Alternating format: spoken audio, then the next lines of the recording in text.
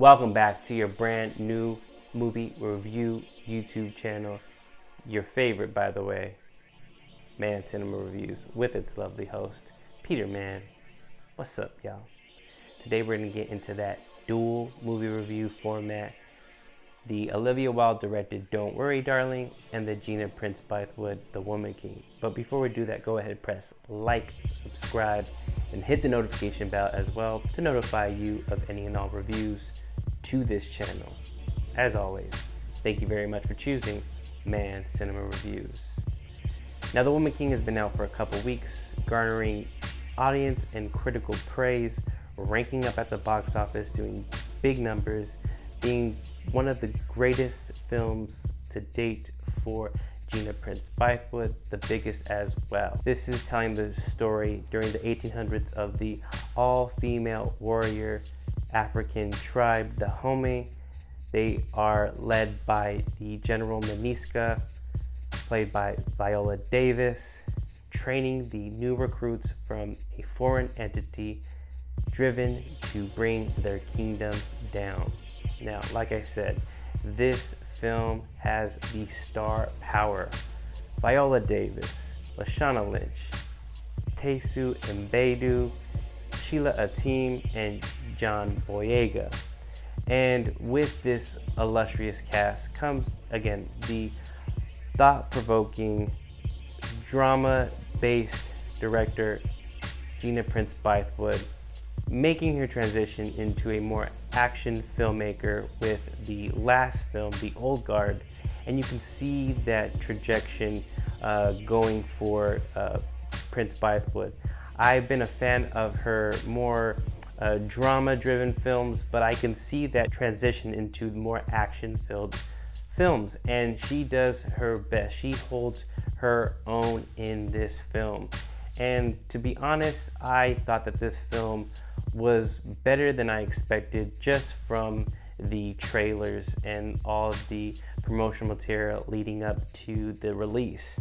Now, I can tell that these ladies trained for the business. They are really giving that combat warrior vibes, and I just love that. I really do think that Viola Davis just gives it her all as General Naniska. Her portrayal is just one that is very tender, it's very vulnerable, but she's just giving it the business. You can tell that she's just going for the gusto. She goes for the jugular with these action sequences that she does, and she holds her own, as well as Lashana Lynch. I just think that this is a great cast.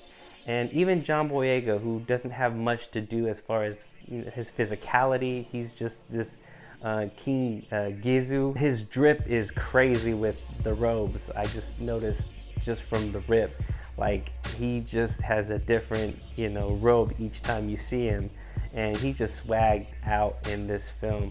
But you're here for the ladies, and they really do a good job at the action sequences. The fight choreography is really great. I just think that this film is firing on all cylinders.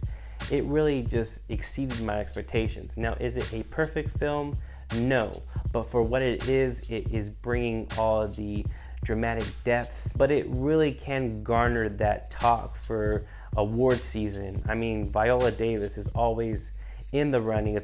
She's always in talks. She's always going to be considered for nominations, but she does hold her own in this film. And like I said, it's just the sisterhood. You feel it very deep with each character.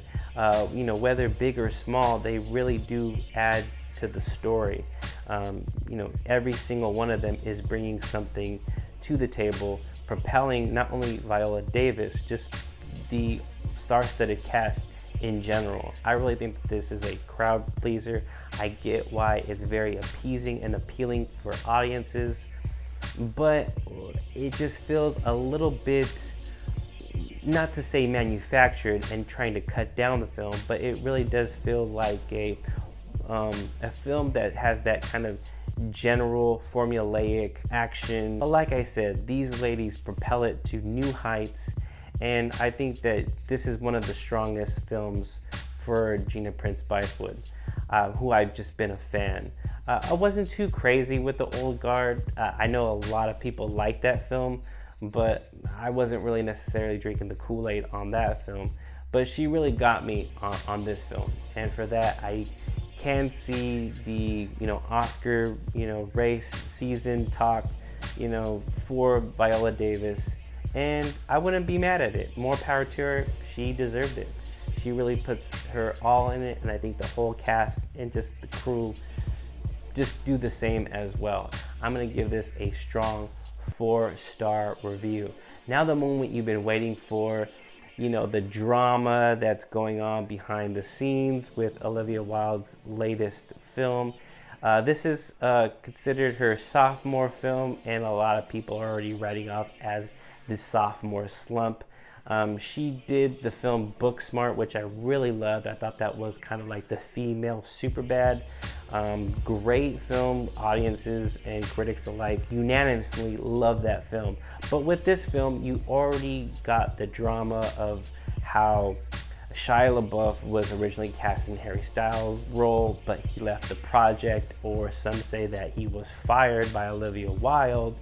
And yet we do get that leak from Olivia Wilde kind of pleading for Shia to come back to production, even though there may or may not have been a fallout between him and Florence Pugh. Like, it's just murmurings. It's just tabloid, mockery that's going on with this film. I think a lot of things are being drudged up, and a lot of things are being played up for just dramatic purposes. We had Spitgate with Harry Styles may or may not have spit on co-star Chris Pine. A lot of people are just drudging up a lot of unnecessary drama that just overshadows this film entirely. But let me go back to Don't Worry Darling. This is set in the 1950s about a couple named Alice and Jack. This is Florence Pugh and Harry Styles living this kind of Americana idyllic nuclear family community that they are part of, and this uber suburban territory called Victory, oversaw by this kind of overlord Chris Pine character. And the men go to work at an undisclosed area that is sworn off by the female population, as the female population is just basically there to be there for the husband, the cooking, the cleaning, kind of the household duties held by the women in the community. However, with Florence Pugh's Alice, she is sensing that not everything is as idyllic as it seems. Now, what I will give this film is how lavishly shot it is. I think that the vibrant colors and just the cinematography is just really pitch perfect. I really think that this is one of the lavish looking films I've seen all year.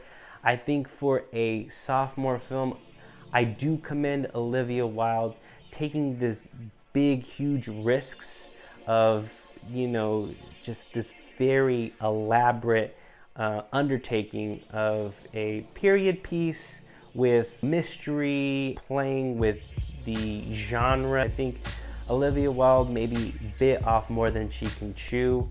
I really do commend most of what she's doing. I felt like as long as Florence Pugh is on screen, you can do no wrong because she is so captivating in this film. I think Florence Pugh just wins over the audience. Her character Alice is so complex. You really want to root for her, and you want her to uncover the mystery and the lore of what they are not telling the people in the community, and I really do think that you get wrapped up in an almost Twilight Zone, Outer Limits kind of story. I really do commend her taking these huge swings.